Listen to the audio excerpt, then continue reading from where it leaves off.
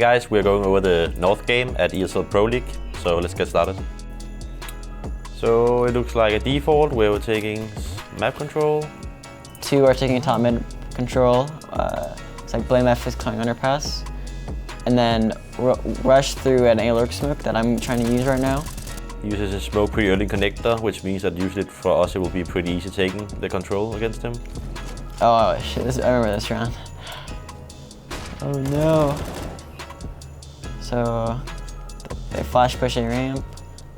Flash from CT, which I knew. Should never be standing there alone so early in the round. As you see, there was only one pop flash was enough to kill him. Blamef tries to make a play off the information that I kind of received since I died. So I think here I'm just making a play because we were like losing the round and I thought they would like be focusing Rain because he died there. So I think I'm like walking through the connector smoke. So now it's a 3v5. It's kind of rough for us, even though we have mid. But when you're down numbers like this, it's definitely not comfortable. As tees. I think Convict jumped into window himself, like self-boosted himself and got one in the back, and then all of a sudden the situation seems winnable, but for sure not a good situation from us. So yeah, it kind of like spirals out of control, and as soon as Owen dies alone slope like that, he should never be on that side alone. I died, which was bad, I think, the way I died. And then people tried to react off the information that I found since I died, and then we just got picked apart. It seemed like we actually got the map control middle pretty easy, which means that the outer positions need to be very careful, because if people give up mid control, they won't just like sit on side and just do nothing. So that's what they did there. They lost mid control because we got it, and then they just like pop flash slope to get some info or get some aggression going. So yeah, like as soon as we say in middle, like there's no one contesting us middle, like the outer position needs to be very like cautious, and just walking into slope like that as a terrorist is just like very bad. So yeah. All right, second half, we're up 13-10 right now. Both teams in a full buy round. Our buy doesn't look that sick. It looks like Config and OBO is taking some B app control, while North is doing pretty much just a default. Looks like so far a pretty standard round from them and us. We know they're out top mid, and Config goes for the nade. That's a massive nade. Honestly, that's really good.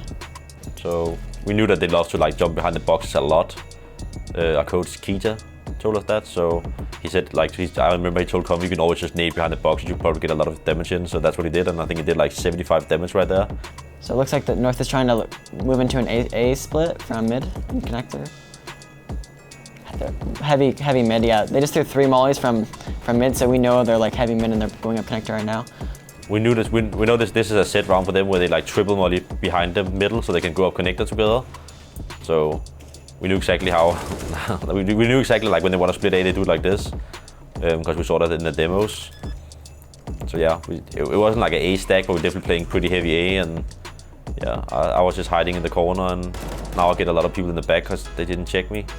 But they should have known that I was playing around A because I'm a connector guy. So yeah, I just get a bunch of easy kills, honestly, nothing special. Blamef had a really good spot, so they weren't ready for him. He pounces on Gade, and then Kjærbye is not ready for him somehow. And then, yeah, that's just a really good round from Blamef. I think the biggest thing to take out of that round was honestly just like, when they started doing all of those mollies mid, they would know instantly on BA, so we were pretty like aware of it. But of course, that doesn't mean that we instantly just win the round, but yeah, we knew what they were doing. They were doing it pretty obviously. Match point for us, 10-15.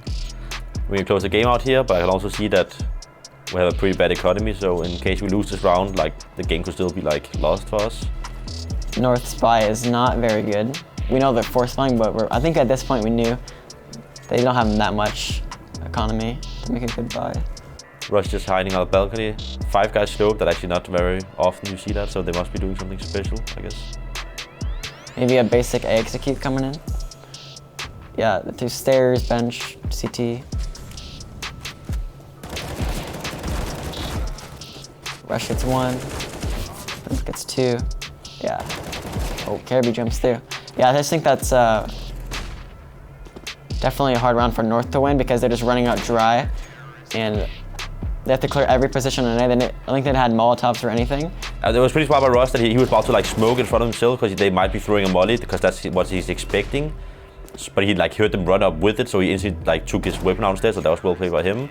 And as soon as I hear my mate telling that like they're running up without like mollies and stuff, then I know I can go through the bench smoke pretty easily. And then we were main advantage, and while all of the chaos was going on, then Config just said like I'm flashing myself through the smoke. So I think it was just like a reaction of what the teammates were saying in that round.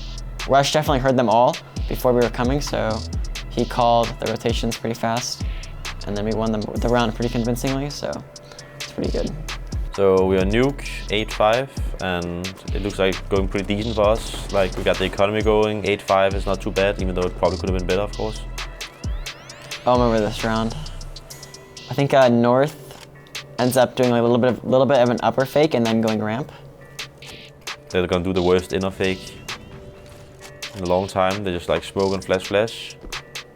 They don't really go in with it, and now the rest of them will go ramp. I think I kind of got caught off guard at ramp moving positions. I'm not really sure exactly. Yeah, they came ramp to me, but I wasn't honestly that ready for it. I killed one and spotted two more, so it's not the end of the world. And then Blamef won a really important duel versus the outside lurk. Yeah, and then that one guy lurking outside. I was aware of that. We know that like Gate is always like doing something outside with the smoke wall, even though he didn't go down secret. He would usually like, be lurking outside. And yeah, they tried to brute for something that was pretty obvious. So I think that was just like, yeah, we kind of knew what they were doing there. And at this point, the round is pretty secure for us. Config already rotated down to a really good position. He catches off the first guy, and then that's vintage Config right there. You know, peeks insta headshot. It's pretty good stuff. If they don't go down secret, they have to go either inner or ramp. So as soon as I ruin their smoke wall outside and they don't do anything to show me that they want to go down, then I'm just telling my team like no one's down, no one has to rotate down. So I think that was just what went wrong or went right. And then I just told my teammates stack in and stack ramp, and then that's pretty much it. Match point for us, T-side Nuke, 15-8. We're definitely feeling pretty good here. It looks like they have been winning some rounds because they have some decent economy, and Kjærbye is trying to like ruin the smoke wall outside. Yeah, it looks like a default from our side. Yeah, that was so weird. Tommy just tapped him through the smoke, so he must have been tilted about that. We're trying to get rush town vent maybe, or fake it. Well, I remember we watched this back. Config's just randomly shooting into the smoke and kills Kjærbye. It definitely does not feel good for Kjærbye. And at the same time, we were making pressured door. And it looks like we're gathering up the lobby.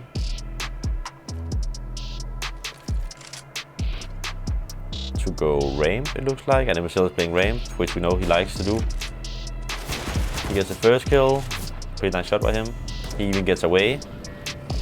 That's pretty unlucky for us. We should probably have been like faster, like hunting that guy down. But I think Kjærbye made a little bit mistake here by overcommitting. He didn't really have to do that. I think we go back to upper now. So AZ kills Blamef, and then at this point we're going back to upper. I think we just rush out HUD actually, yeah. We know there's two lower, MSL and AZ, so we know there's max one here, but Gate is at a pretty unusual position. We didn't expect, and he kills two. We don't really get the proper trade in here, which was kind of lucky. Could have been a really good 2-on-2 situation with the afterplant. So he gets 2 kills, which was kind of unlucky. I think it was really well played by Poizon here, that he actually expected one guy to come outside from secret. I like that a lot, but I think it's also very good by ESL that he doesn't just go up and die instantly. So well played to both of those guys. Time's ticking, 15, 14, 13. He goes up heaven. He clears the bomb site. He realizes he has to plant, he goes for it. See what MSL does here. He hears the plant. Oh, he's out of there. Yeah, it looks like North really were convinced that the bomb was planted B, which is really unfortunate for them. And they didn't even realize that they were incorrect for a long time. Like they were spamming the door, flashing. This is wild, actually. I wonder at what point they actually realized that it's not B. And I think it's because they don't see anyone inner right now, then they expect it to be under. Or maybe 80 told him that it was under, I'm not quite sure about that. But yeah, I think the bomb makes a different noise when it's planted inner and when it's planted under, so I think you probably listen to that. But other than that, I think it's just because they take so much time clearing under that they didn't find out that it was planted upper before it's too late. So like it's already like before, now they're still clearing under and the bomb is almost like exploding, so like this, yeah, I think it's just like when your mind is like, if you already set your mind up to it's planted under, then you're not gonna be like thinking about like, hey, is it under like after that? Like they probably set on TeamSpeak like it's planted under, and then they just set their mind up to that.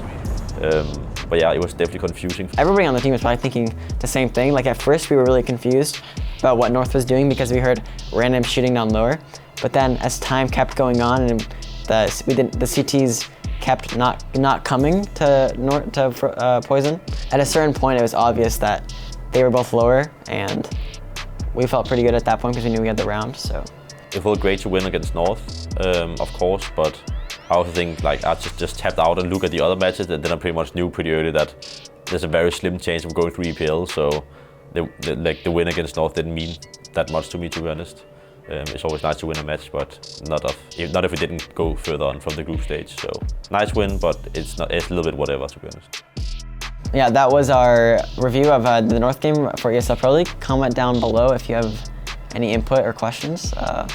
It's very appreciated, and I hope that we can keep making good content.